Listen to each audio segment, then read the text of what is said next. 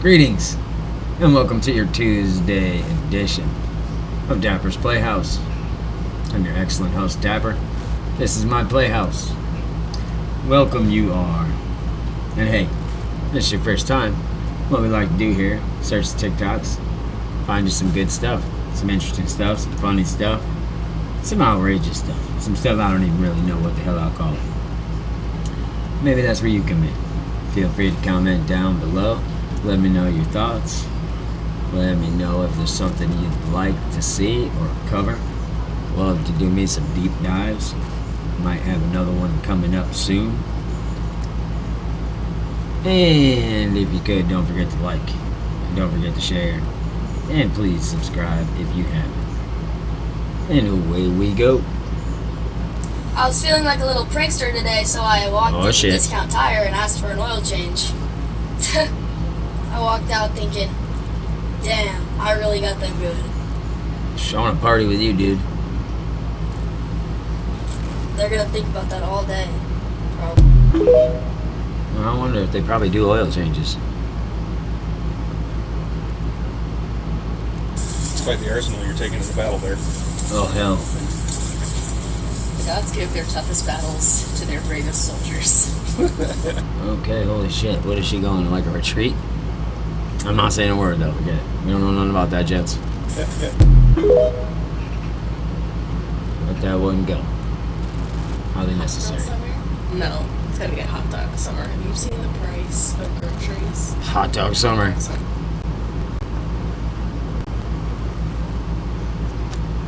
The steaks from Applebee's are microwaved and they are thrown on the grill for a charred look. Disgusting. There is no secret menu at Starbucks. If you're ordering drinks like the Clint Eastwood or the Bloody Tuxedo, they're just going to get annoyed with you and put decaf in your coffee. If you like the rice from Chipotle, the secret is that they put half lemon, half lime juice on their rice. Former Chick-fil-A employee says that all of the food is actually really fresh, with the exception of the waffle fries that come in frozen. They bread the chicken themselves, they squeeze the lemons for the lemonade, and if there's any extra Cool Wraps at night, they get to take them home. The delivery fee is not a tip for the drivers, so tip your drivers. Yeah, you cheapskates. A $7 tip of popcorn at the movie theater costs 9 cents for them to make. Oh my god. 9-cent popcorn. The bread from Macaroni Grill would come in frozen, and then it would just sit on a shelf for 2 weeks at room temperature. So Gross. imagine the preservatives. At Chili's, desserts like the molten lava cake and the paradise pie come in frozen. Totally. And if your food is not warm enough, they just put it in the microwave. Also, people ask about the queso Does dip anybody really think these places have fresh shit? I mean, for the most part. No. recipe, and they said it just comes in a bag, so don't ask them. Former Subway employee says the food there is actually very fresh, and they would continue to eat there even after working there. Even though the dough at Panera Bread comes in fresh, they're actually really good ingredients that they have. A former employee says that they donate all of the leftovers, and they still consider Panera Bread to be a really honest company. This just says don't eat at Golden Corral ever. Former Right. Domino's driver says he only got paid $3.15 an hour. He had to use his own car and own gas to deliver the pizzas. So once again, if you live in America, tip your delivery drivers. Wow, who knew?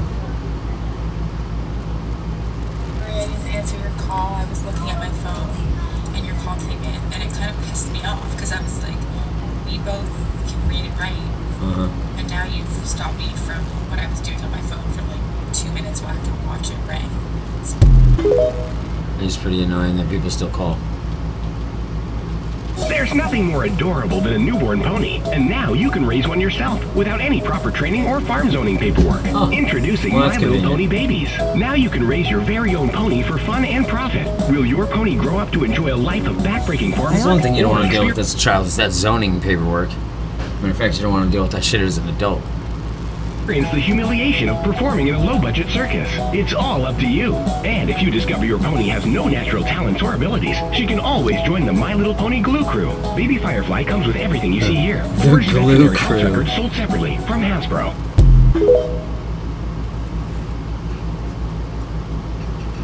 Just a reminder, in case anyone has forgotten, people are dumb. Nope. Haven't forgotten. Constant reminders. Sometimes you just need a little pizza burger to make you feel better. Don't ask any questions. I'm gonna explain. It's 2 pieces of pizza with a burger. and some bacon. Ah, so that's aptly named. The Pizza Burger. How'd you come up with that name? We only had leftovers in the house, so it's gonna be good though. Yeah, I don't see anything wrong with that, really. I think one of my biggest flaws as a person is that when I ask somebody what their name is, I forget to listen to what their name is. Yeah, or even if you listen, you still forget. That reading comprehension thing goes away. I don't care what goes in. It don't stay in. The best way to bring out your inner child? Have an abortion. Well, no, that is one way to do it. Yikes. Customer service? There's no one I want to serve less than a fucking customer. We're Holy shit, huh? We got us live on here. Wonder if she's seen Clerks. closed. These people walk in. Hey guys, I'm so sorry, we're actually closed. Really? See, at that point, I just turn around. Sorry. Oh shit, sorry. I didn't know. Bye. And I walk out. But you know people don't do that. Yeah, I'm sorry, we close at this time. So we can't come in? No, I'm so sorry, we're closed. Not even for a birthday present? Especially not for a fucking birthday present. But I was like, you guys just have to be really quick. Can you guys just be quick for me? And they were like, yeah, for sure. Well, she must not have been that close. She probably didn't even see out the register or nothing. Unbelievable. So she totally could have served him without the bitchiness. For one thing, if the register's offline, you done. You cooked, son. Sorry about your luck. What am I gonna do? Break out the calculator? And just sit here and, add money to nothing? Put it in my pocket and pay it up tomorrow? No. No means no. Closed means closed. Guess who wasn't quick? Of course not. Road to hell. Good intentions. Guess who was moving at a glacial fucking pace? Nice. And then they had the audacity to go, yeah, because like this girl's birthday is tonight and we came yesterday, but we were too late. You came yesterday? You came yesterday at this time and we were closed? Mm-hmm. So you came again at the same time? Now you know what we go through. That's all I'm gonna say. Thinking we wouldn't be closed. No, obviously not thinking. That's one key word you added. Okay. Rock and roll! Guess who wants to go home? Me. I have mouths to feed. My own! I want to go home! I want to go home and feed my own now! Jeez. Tell us how you really feel. Dear Satan, please stop hiding in short girls. We know it's you. Indeed. Just when you thought it had been a clue, boom, on your My official first stop was the Clown Hotel.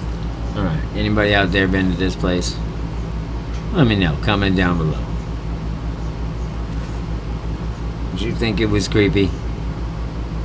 Apparently there's over 5,000 clowns here, so obviously I visited during the day because I'm not a psycho. Yeah, but none of them are At night, scary clowns. They have clowns in front of every door of every room, in between every window of every room. Giant clowns in the front of every building. Then we get to this main entrance, which goes into the lobby, store, and registration to check in. Open sesame. Holy shit. First off, I'm not afraid of clowns, but still wouldn't come here at night. It's pretty sketchy. I was walking in here, there's every type of doll and clown you could think of, all the way to the Heath Ledger. Every Joker from every Batman is in here, everything. But one of the creepiest things that I did see in here was on these shelves, and there's 2 holes, perfect size for someone to just peek through. You'll see it right here when I pan left. It is pretty creepy. After I saw that, I was like, it's probably time to get the fuck out of here. Also, Oh keep in shit, mind, right there. Look right there. when I walked in here, there wasn't a soul in sight. I didn't see a person in here. I could have just taken 20 clowns if I wanted. But here's the peoples. Fuck all that. I don't even know where it went to, but I'm gone. Enjoy the rest of this holy crap tour. Also, they do have tours here at night. They're like haunted tours, and they start at like $10. So I would check that out. Yeah, that's always one of those However, if good. you're not a fan of clowns, you probably Captain Spaulding. already scrolled and don't even know what the fuck's going on right now. But I would just stay away. Enjoy the video, you know, try to get over your fear with this. Peace.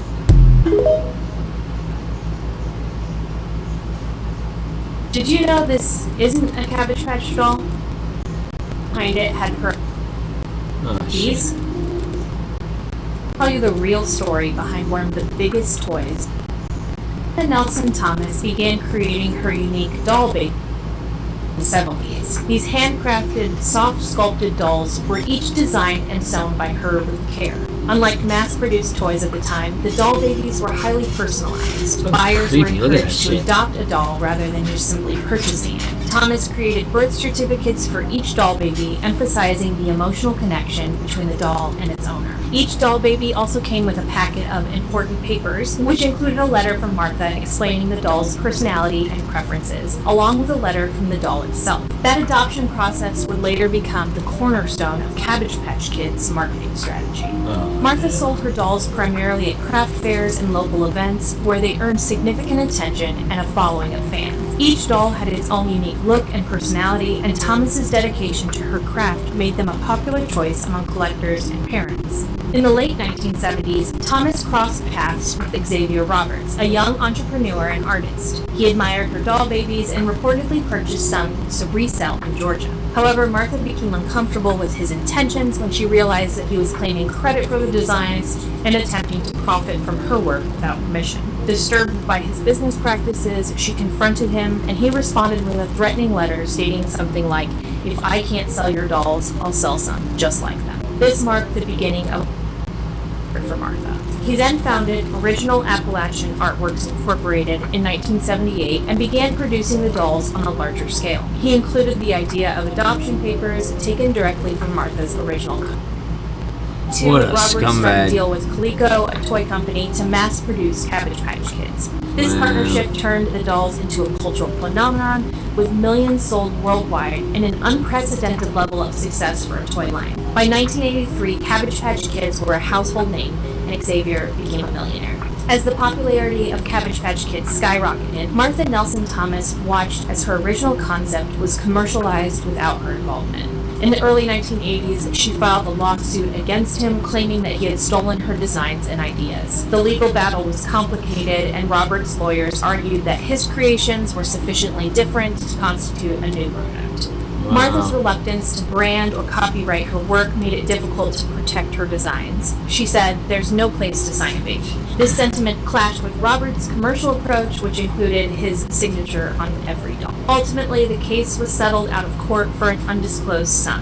While the settlement prevented Martha from speaking publicly about the case, it's widely believed that she received some financial compensation. However, she did not receive the level of recognition or wealth that Roberts enjoyed as No the face justice of the for the Cabbage little Patch guy. Kids empire.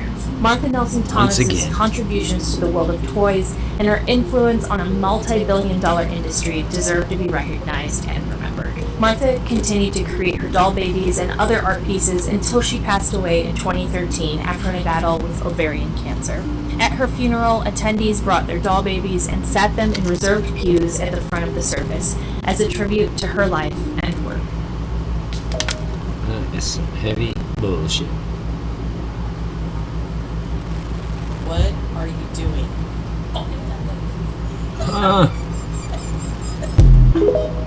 She sure was. My name's Adeline. I'm an artist, and this is something that I made. What is that? They're snagglers. Oh, that's pretty good. We'll take it. If you're seeing this right now, boom! I just blessed you with the luck of 1,000 clovers! Oh my god. You're being blessed right now. Every day is a blessing. Holy shit. Almost got hypnotized just there. Didn't your cousin say you put butter on a burn wound? Egg whites. Huh? Seriously? You're as dumb as he is! Huh?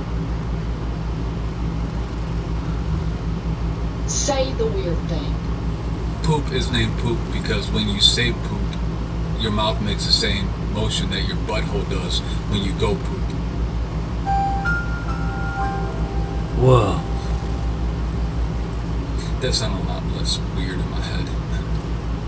Well, he said the weird It thing. makes sense though, doesn't it? Sure, why not? We'll go with it. I've been living with that one for a minute, and I'm glad I'm not alone. Okay. Okay.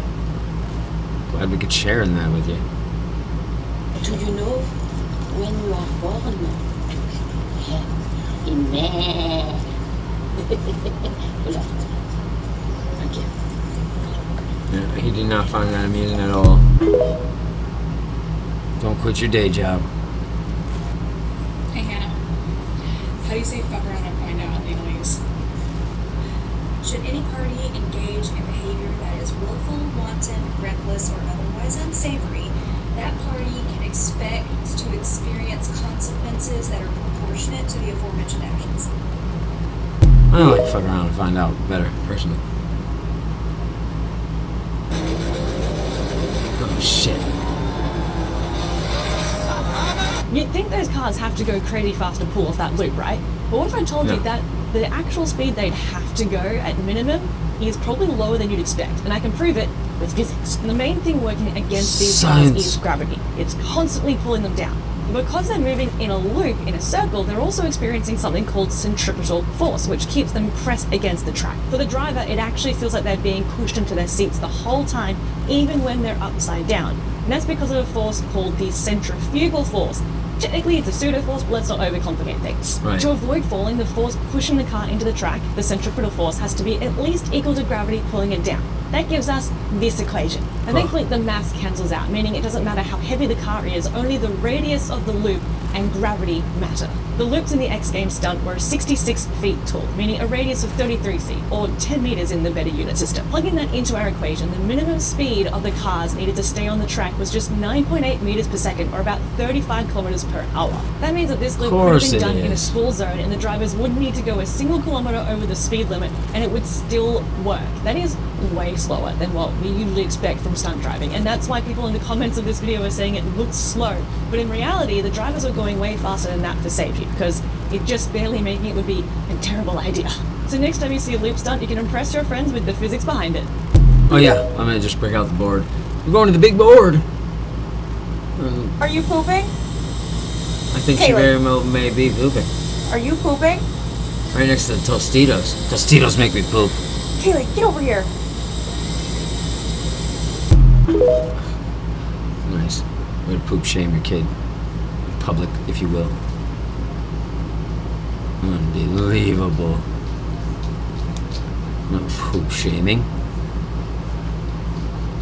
Well, just like that, friends, we have come to the end of your Dapper's Playhouse session on a Tuesday. Terrific Taco Tuesday. I hope you did your part. If not, there's still plenty of time. Go out and get yourself some tacos. You vegetarians, put some veggies in it. You pescatarians, put some fish in it. That's right. Nothing like a fish taco. Anyway, I digress. I hope this was everything you hoped it could be. And if not, bear with me. Tomorrow's another day. I try to keep it real every day. Give you a new one. If you can stop on by, be greatly appreciated. Feel free to comment down below. I love to mix it up. I love to hear your thoughts. I would love to hear your ideas. I would just love to know who's out there watching. So feel free to even drop a link where you at. And maybe what your name is. Maybe how old, etc., etc. Let a brother know the demographics of it all. But hey, I only but got one last request for you. And that, of course, is if you can't be good, be bad. And remember, you're never too old to play. I'll catch y'all on the flip side.